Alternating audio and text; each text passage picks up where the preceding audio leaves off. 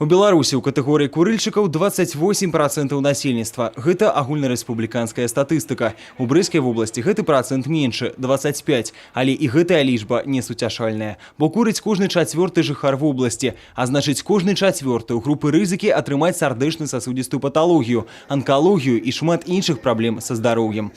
Згодна з рэспубліканскай праграмай здароўя да 2020 года паказчык ужывальнікаў тытуню ў вобласці павінен знізіцца да 20%. Сегодняшняя акция, она приурочена к Всемирному дню некурения.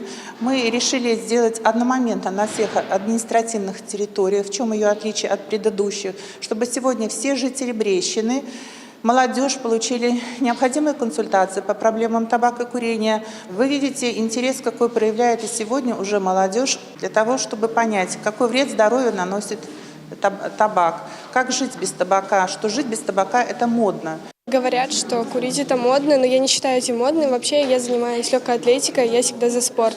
В моем окружении нет курящих людей. Сейчас, по-моему, не модно курить, больше занимаются спортом и стараются записывать какие-то секции, заниматься, чтобы быть здоровыми. Среди друзей много курящих? Нет, мало очень. Очень мало, но есть такие.